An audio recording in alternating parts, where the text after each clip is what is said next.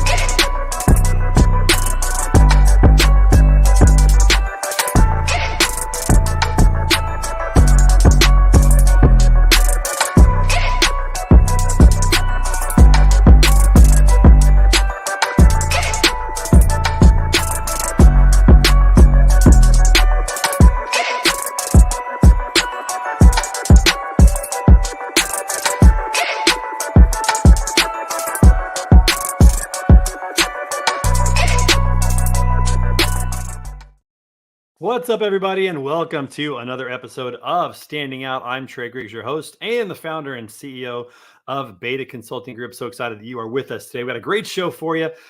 Keep in mind, when you're on the internet after the show, check us out at betaconsultinggroup.com. See how we are helping transportation and logistics companies tell their stories through messaging and customer testimonials. We'd love to work with you. Click that button that says schedule a call with yours truly. Tell us your story. We will help you write yours. Also, find us out on social media. You can find me at Trey Griggs 24, and Beta Consulting Group is all over the internet. So make sure you follow us, join the community. We'd love to engage with you, follow your content as well. So we'll see you out there on social media. Also, want to give a shout out to our sponsor, SPI Logistics, for making this show possible. Listen, if you're a freight broker and you're just tired of the back office, the admin work, all that stuff that goes into it, and you just want to focus on customers and sales and booking loads, make sure you reach out to the guys over at SPI Logistics. Check them out at success.spi3pl.com, success.spi3pl.com. Tell them Trey sent you, and be sure to check out. They've got the technology, systems, and back office support to help you succeed. Good folks up there in Vancouver, British Columbia. All right,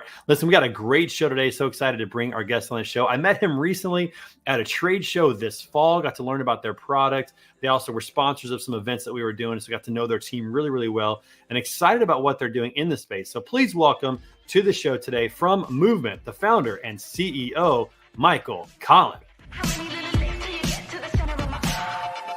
What's up, man? How you doing? Pretty good. How are you? Appreciate you having me on. Good walk-up song. I have never heard this song before. This is brand new to me, so I love it. You know, we never know we're going to get here. We never know. So it was difficult for me to choose. So yeah. So it's the song Delta by C2C. Is that correct? Yep. Yeah. And I've never heard of C2C. So I got a new band to check out and listen to. So how did you get connected? Like how'd you find? It's kind of a cool band. How'd you find them? Honestly, I spend most of my time on just YouTube recommending me stuff. I think it's a bunch of guys out in I think it's a bunch of French guys. So isn't that great? I mean, we find all kinds of new stuff we never would have found with YouTube recommendations and stuff like that. You can go down the rabbit trails though and spend a lot of time online. That can be quite the time suck on YouTube, but it sure is a lot of fun. Yeah. That's for sure. All right. So Michael, thanks for joining the show. Tell everybody just a little bit about yourself as we get started today. So my name is Michael, founder and CEO of MVMNT. I've been in freight for about 6 years now. My career started out as a brokerage and founded MVMNT about almost coming up on 4 years. So, yeah. I didn't know that it was 4 years. That's, we talked a little bit about it. For some reason in my head, I was thinking maybe 2 years or something like that, but you've been working with this for 4 years. We've been working on the current iteration of MVMNT for about 2 years. Yeah. I went out on my own about in September of 2019, and then there was 6 months of ideating, a year of not having any idea what I was doing, and then starting to kind of hone in on the actual kind of TMS. So you and the rest of us entrepreneurs, we don't have any idea what we're doing. We're all figuring this stuff out. You just have to start, and then you'll figure it out along the way. Before we jump in and talk about MVMNT and talk about your journey, we have to ask you: are you a coffee drinker or a water drinker? Do you want a water bottle or a coffee mug? We're going to send you one for being on the show today. I'm a water drinker. You're a water drinker. Okay. Do you want this in black or white? We can give it to you in black or white. Which one do you want? Black looks pretty slick. I think I'll go black with that. Is dope. I like the black one. Yeah, I'm a big fan of them. So we'll send that to you. We appreciate you being on the show today. All right. So you started not in software. You started in brokerage, and that helped you out quite a bit.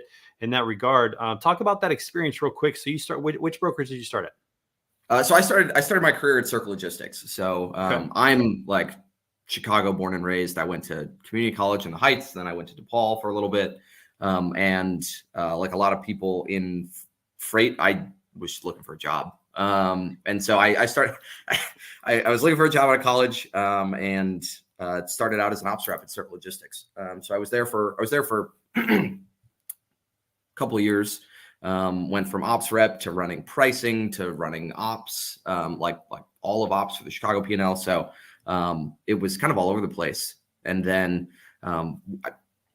I left to basically actually start a brokerage and realize that, when I was working at Circle Logistics, I was helping everybody else be better at brokerage. I was not on the customer side, I was not on the carrier side.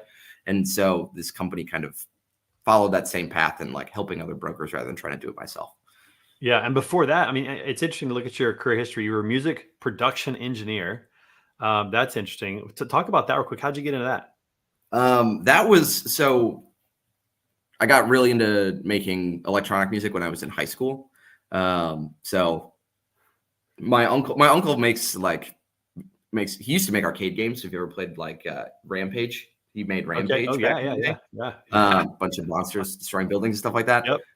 But so he has his own. Say that again. No, I've played that. Yes, I'm very familiar with. Oh that. yeah, Rampage was a big one. he was like working at Valley Midway like back in the day. But he has his own kind of independent design studio, and I did most of the music for a lot of games that they made over the last like 10 years. But there's a lot of like promotional games and stuff like that, not like huge video games. Sure. Very good. So, well, then I have to ask you, what do you think about my rendition of Ice Ice Baby country style? What do you think? I thought that was great. It took me until like Flow Like a Harpoon before I realized what song you were actually singing. I thought that was Disguised it decently. We may have to record that. I may have to drop that. Maybe a little holiday special or something for the new year. We'll have to. You should do an album of just like hip hop, hip hop songs to different genres using acoustic guitar. That may be down the road, and I may have to come to you to engineer some of that, to produce that, because I don't know what the heck I'm doing. We're just figuring that out. But after that, you were also a bartender. Did you enjoy that? Yeah, I had a great time. Yeah, seems like a fun job. Like being back there, everybody's your friend for the most part. I mean, just pouring drinks and having fun, having good conversations. Did you meet anybody big and during your bartending days? Anybody come through the joint that was had some name recognition? I don't think so. So I worked at it's called Game Room in Chicago. It's in the Athletic Association. So that place is always packed. I don't think I ever got to talk to anybody particularly cool. But yeah, it is a lot of fun, and it's fun if you're working at a good bar. I mean, if you're not working at a good bar, that kind of thing. Right, it can be pretty lame, that's for sure. But certainly, bartenders, people in the service industry, you learn to really help people. To serve people. And it sounds like that's your heart. That's what you want to do. It sounds like from a brokerage perspective, instead of doing brokerage, you want to help brokers succeed. And that's where movement really got to start. So talk a little bit about why TMS. Man, there's a lot of TMSs out there. Why'd you go the TMS route? So that's a good question. I feel like every so often I see somebody link that friends don't let friends TMS link. Ryan Schreiber, this was a joke that I was supposed to get. I guess I haven't, because we went down that route. But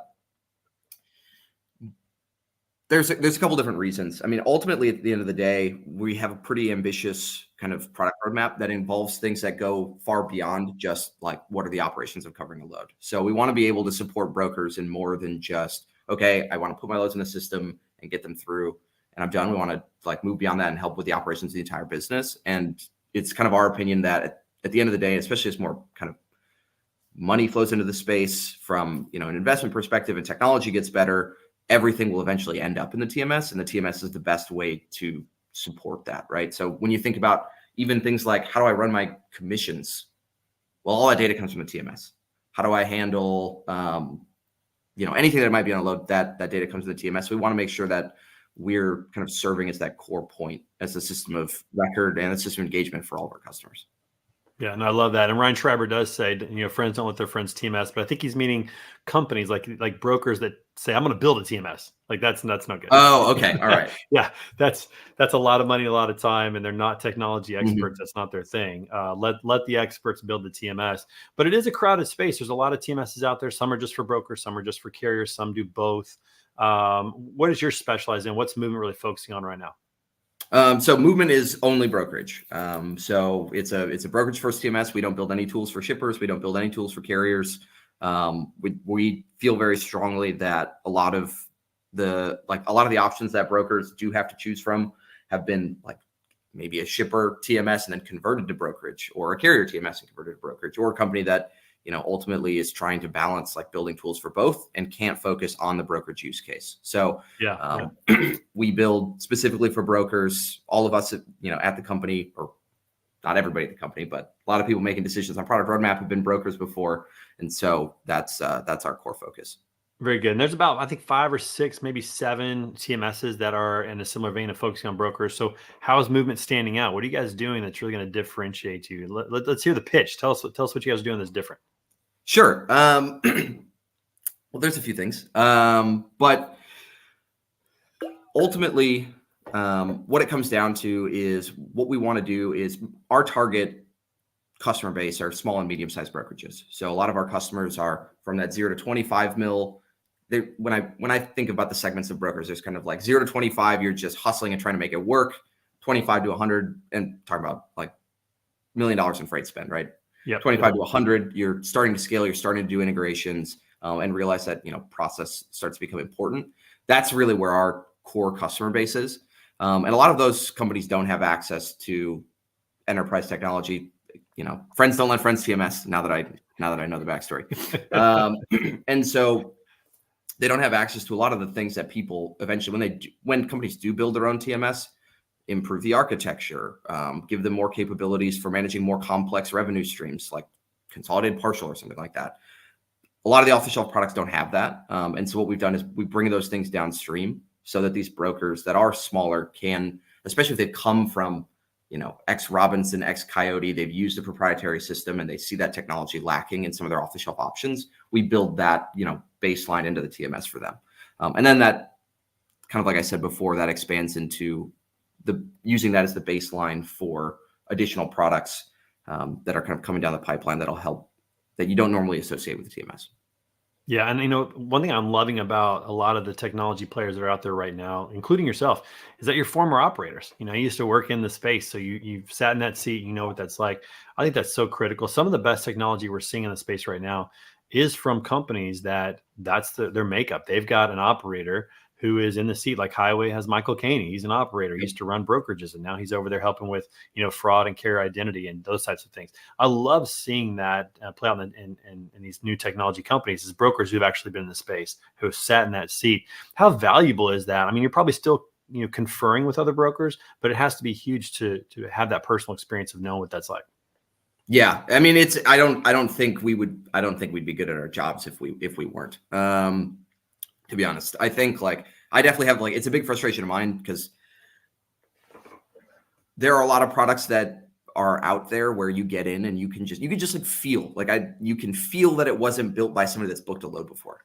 And that actually, it actually used to say that on I think we've kind of changed the language on our website a little bit, but it used to say on our About Us, people who've actually booked a load in their life. And the reason for that is you can feel when these products are not optimized for the broker, for the actual user. And, you're sitting in this thing all day, every day. If you have to do a couple extra clicks because it's inefficient, because somebody's buried something in the TMS that that you need to access all the time to get your job done, it feels bad. And so having had that experience and knowing what that takes, I think it's been a huge advantage for us. Yeah, I agree. And humans are homogenous by nature. We know when somebody is our people. If I'm a college golfer, I know when I'm talking to somebody if they've played competitive golf before. I've done sales, door-to-door sales. I know when somebody's done door-to-door sales just listening to them talk. Yep. When you're around people and you hear the language they use, you can tell, oh, these are my people. And I think it's true in this as well. You can tell in marketing, you can tell in technology. Do these people actually know what we do? Are they our people? And for you to be able to have that on your coattails, that you've done this before, you've moved loads before, and that's a huge part of what you're doing. And I have to also ask about the name. So Movement with no vowels. I love it. A lot of the new hats these days have just no vowel words and stuff like that. What was it behind that name? Because that definitely stands out as well. I love that. The story's not that great, and we often get confused with the watch company. So, I guess there's a watch company Really? that has a Okay, very. I didn't know It's that. not spelled Okay. the same. They don't have an N in it. But I was at our movement Christmas party like in 2022 or something like that. We had a little like placard that said movement Christmas party, and some guy comes up to me. And he's like leaning on me. He's like, I love this watch. I love this watch. And I'm like, what are you talking about? He's like, you're the watch company. I was like, no. And he was there great. for like the next 2 hours. And every time I made eye contact with him, it was like, like dog with his tail between its legs, just completely embarrassed. But the name for the name for the company, the origin is I was like shooting it with my friend and was like, I don't know, we should like maybe have some like syllable like or synonym for movement, and then we were like looked at each other like maybe movement might actually be good, and I don't even know where the no vowels thing came from. So do you have hats with the no vowels? Because that's the big thing right now is hats with no vowels. We You do. Okay. I'm wearing a FreightWaves hat. I know that I got like in Where's 2019. your hat? But we have movement hats that are exactly the same. I actually had to like look inside the barrel. I'm like, I like these. I need to see what brand this is. So we've got movement hats with the logo on them. All right. Well, let me just give you some Actually, wanted to advice. change Anytime you tell the movement origin story of the name, you got to tell that story about the guy with the watch. That's so good. That's I love that story. That's awesome. All right. Fun fact about you that we learned is that you are a World of Warcraft champion. Oh, is correct? Yeah. Right? Yeah. Yep. Okay, well, you got to talk about this. What in the world? Like, what do you mean champion? Like, did you compete in a? I didn't say global games. Was it? Okay, well, all right. Well, somebody said you were champion. You must be good. So, talk about your World of Warcraft, adventures. Yeah. This always gets brought up. I always try to avoid it. So when I was in high school and in college, I played like high-end competitive PvE World of Warcraft. So like what that means is I was basically like on a team of 25 people that would compete against other like there's teams of 25 teams of 25 to beat like complete content. But there were a couple different times where we were like ranked in like the top 5 either in the US or in the world for that like set of content at the time. So it was some real nerd stuff. We would take like 2 weeks off when new content would release. We'd take like 2 weeks off. And basically from when servers go up until for 16 hours a day, you would play for like 2 weeks straight when you're competing. Wow. So there's a lot of like optimizing the food that you eat so that way you can stay up and focus and all this other kind of stuff. There's a lot of math involved. So like the physical food that you eat, not like in the game. Yeah. Like you're not the physical, apples and peanut butter, slow digesting protein, and natural glucose. Yeah. And then there's a lot of like math involved. So like to optimize, because you need to optimize like button clicks effectively. And so we would run like MATLAB simulations on our in-game characters to like make the best decisions. It's so great. It's really involved. For people that don't think that gamers are athletes, listen to this. I mean, you got nutrition. I mean, you guys are thinking about nutrition and sleep, playing 16 hours a day for 2 weeks straight. That's nuts, dude. That's crazy. Yeah. It was fun. I mean, it was fun. I'm sure. So, although you know what? I can't think of anything that I've done in my past that I would want to do for 16 hours a day for 2 weeks straight. I mean, I love. I don't do that. Don't do it anymore. There's no chance that's going to happen. I mean, that's a lot of stuff. I play basketball. I play a lot of sports. I just can't imagine doing anything for 16 hours straight for 2 weeks. But if you want to be top 5 in the world, I guess that's what you got to do, right? Guess so. What are you going to do? All right. Last question before we have a little bit of fun. So we're entrepreneurs, you and I. You've been doing this for 4 years. I mean, what are some of the biggest lessons that you've learned and biggest challenges you've faced so far in your journey? That's a good question. I think there's a couple of them. I think one of them is that I was not aware when we started Movement, like how good talent can be. So like my experience, like I don't have a ton of work experience. I was like in my mid-20s when Movement was started, and I like the first set of people that I hired, I was like, these people are amazing. This company's gonna be great. And then we hired some better people, and I was like, oh, my barometer for talent is like way off. And that happened like over and over and over again. And it's been astounding, and it's been awesome to like work with, like continue to have like the bar of what people can accomplish be raised for me. Cause that like has made my personal bar has gotten higher and higher. Like every time that we hire a new set of people that, have better experience than the last and have, worked at better freight companies or better startups or whatever it might be, like it forces me to be better, which is cool. I think the other thing, the hard thing to learn is that like all of the super like basic, like trite advice that people give you is like all correct, but you don't know that until you screw it up the first time. so like, there are tons of examples where like, it's just like, it's common knowledge that everybody knows, but you're like, I'm built different. It's fine. I'm going to do this my own way. And then something hits you in the face and you're like, oh, now I know where all this came from. So I don't know. Those are probably my two. Yeah, no, those are great points, because recruiting is definitely difficult, especially if you've not been in the seat where you're managing people or evaluating talent. You really just kind of see your bubble and what you're capable of. Yeah. It is difficult to evaluate somebody and have really kind of an educated guess about what they can do, because even though they might interview well, they might have great references, you might see some of their work, you really don't know until they get in the seat if they're going to be great. And that's a difficult thing to do. Recruiting is difficult. Finding great talent and then getting those people to want to join your mission of what you're doing. That's just not easy. So I agree with you on that. That's a tough one. But you're right, that the talent gets better, the company gets better. And I love the fact that you said it forces you to get better. There's a lot of accountability in that regard. So that's cool, man. That's a good lesson to learn. All right, well, that was serious. Let's have a little bit of fun. We like to have fun on the show. Right. So today we're playing a game called Hot Takes.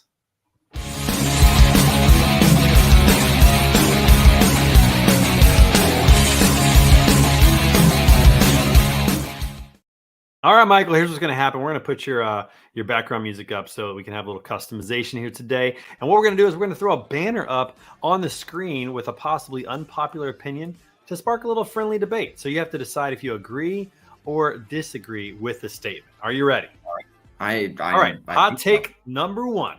Here we go. Sloths aren't as cute in real life. Have you seen a sloth in real life or seen a video of one? I've seen videos of them. I'm going to disagree with that one. Because they are always zonked out on eucalyptus. No, wait, that's koalas. That's koalas, right? Yeah, sloths are the one that like have the long arms. They're super slow. They're their movements are incredibly slow. I think they're cute. I think they're cute. Yeah. I'm gonna agree with you and disagree with the statement, because those things are cute as a button. I mean, I'd like to have one just wrapped around me all day. They just look at you and they're just super slow and they're cuddly. Like, I think they're definitely as cute in real life. I think that's definitely false. So I'm with you on that one. Okay. All right. Hot take number two: cats make better companions than dogs. I disagree with that one. I'm not a cat person. I'm not really a dog person either. Like, I'm not a pet person, but I do conceptually like dogs much better than cats. I mean, can we really say that a cat is a companion? I mean, cats can live on their own. They often don't cuddle like dogs do. I mean, they don't. Aren't there they're not studies fun. That? I think there's studies that like a cat, like if it was large enough, like would eat you, like if it could. I think that's true. Obviously, I mean, if you look at lions and jaguars and big cats, I mean, they could certainly take us down. There's no doubt about that. So yeah, dogs. I don't know. Would a dog ever? I mean, I guess there's some pretty vicious dogs, but pretty rare. I mean, I'm with you. Dogs are better companions. We're gonna go with that. All right. Hot take number three: podcasts aren't worth listening to. What kind of trap? This is a trap. This is a trap. Yeah, we have to disagree with this one. Right. I mean, we've got no choice. What are some of your favorite podcasts that you listen to? Are you a podcast listener? You got any that you check out? That's a good question. I don't really have any that I listen to consistently. I listened to the All In podcast for a while, a lot like earlier this year. Heard a lot of good things about that one. Yeah. Yeah. I like it less than I did before. But there's a lot of good stuff like scattered throughout. And then Masters of Scale is a really good one. Very good. Yeah, that's good. I like listening to Joe Rogan. It's always fun, the guests he has on. And I find myself more on topical podcasts, so more like a series where, for example, there was a podcast that was put out by the magazine Christianity Today called The Rise and Fall of Mars Hill. It's about a church in Seattle that grew quickly and then just disappeared. They just folded. And it's the story behind that. So it's like a 20 episode series. And to me, that was really interesting because it was a little bit more of like an ongoing story, like you're reading a book, but it had a starting and an ending point. So I enjoyed that one. That was good. And I've heard some really good ones about history. There's some good history podcasts out there. So podcasts are definitely worth listening to. That's a terrible hot take. All right, next hot take. Games of Thrones was overrated. Is it Games of Thrones or Game of Thrones? I think it's just Game of Thrones. I agree with that one. I have never seen it. That. Oh, really? Okay, I've never seen it either. So we can't even talk about this. I still think it's overrated. I haven't seen it because I think it's overrated. So, good. We'll go with that. I like that. Yep. We'll go with that. Game of Thrones is overrated. All right, next. Most of us would have a pet tiger if we could. Oh, I think I might agree with that. Is the statement on whether or not, like, my thoughts on whether every other people would? I don't think most people would want a tiger. If they knew it wouldn't hurt them like a regular cat, then like that's my concern, is the thing's going to turn on me, and I'm not big enough. Think about that. Even if we could think about like the cost of feeding that thing, like it's true. You just got to eat. You know, I don't think you're going to feed like a tiger kibble. You're going to have to feed them. Yeah. Like, a lot of, I mean, it was feeding meat in Tiger King. It's not cheap. That's true. Tiger King might change that, but I'm thinking of like Hangover, the movie with like Mike Tyson and tiger. Like, okay, that seemed interesting. You know, it's kind of a status symbol. I don't know. Maybe not on that one. Okay, maybe not. Do we have another hot take? Let's see. Do we have any more? Here we go. Samsung is better than Apple. What do you think, Michael? I'm gonna go a little off here. I'm a Google phone kind of guy. Google phone. Oh, okay. Yeah, so, but is that Android or is that different than Android? It is Android. It is Android. Okay, it's an Android version. Okay, so, but Samsung. So I will say this: Samsung has great TVs. Love their TVs. Big fan of that. But I'm an Apple guy. Unfortunately, I drank the Kool-Aid back in 2009, and I have not looked back. So, yeah, if it's coming to phones, I'm saying Apple. Yeah. There's some differential. I mean, Apple did an amazing thing with the green bubbles. That was pretty epic. Google tried to sue them over that. I know it's in court right now. I think it's in court right now. We'll see what happens with that, but that's pretty funny. That's for sure. I like having the green bubbles because that means I never get added to a group text. Everybody else is like, oh, I get left out of so much stuff because I have green text. I'm like, nope, I don't want you to text me. This is great. So you actually like the fact that you're on the outside, like you like that you're not a part of the game. All right, okay. Yep. Do we have any more hot takes, or was that the last one? I think that might. Oh, yeah. Pugs are ugly. Who is making these up today? Have you seen a pug, the dog? You know, the fun face? Yeah. What? Yeah, they're ugly. I mean, that's kind of the point, though, right? Like, they're cute because they're like cute ugly, I guess. They're ugly cute. You rarely do true statement. It's true technically, but I think it's false in spirit. I guess it's a true statement, but yeah, I don't know about that. I think pugs are cute, even though they kind of they look different. I wouldn't say ugly. They're all, the skin's all. I love it. I love that. It's a good thing. All right. Is that the last one? I don't know. That might be the last. That might be the last one. I think it's the last one. Okay, so that was this edition of Hot Takes. Well done. Nice job. Thanks for participating. Appreciate that. Let me ask you one last question before we wrap this baby up and tell people how they can get connected with Movement. What has been the biggest, I'll say aid, or what's helped you the most succeed? Has it been a person? Has it been mentoring? Has it been books? Like, what has helped you succeed as an entrepreneur most? Ooh.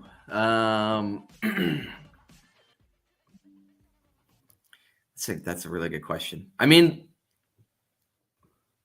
I feel like this is gonna this answer sounds cheesy, but it's definitely true. It would be my team. Everything that has, I am not the type of person to.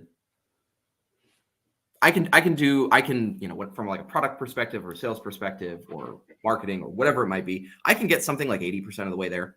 I'm generally I'm a generalist. I'm pretty good at most things, but I'm not going to take something to like 100% on anything. And I think that like the way that startups are successful, the company that I have like a vision for building, all requires I'm very very high standards, very very anal about like how does our branding look, how does all of this other kind of stuff.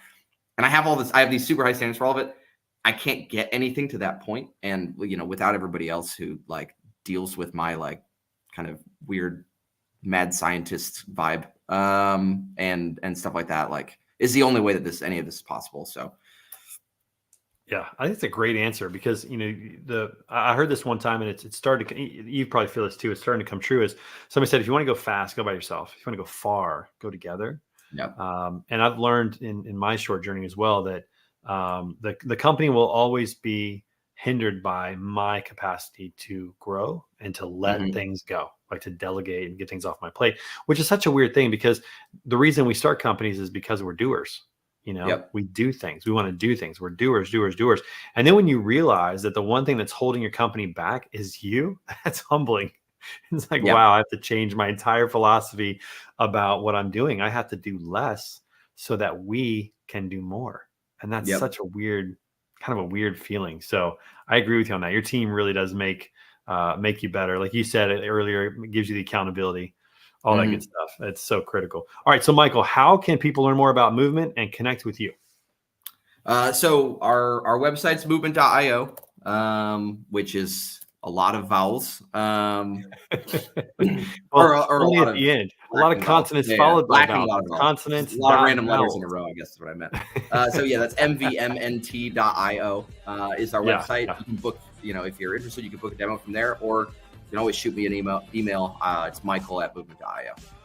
Love it, man. Love it. Well, appreciate you being on the show and telling your story. So excited to connect with you guys and hear your story, and looking forward to partnering with you guys soon. I'm doing some stuff. We got to do something together, man. We got to have a lot of fun together.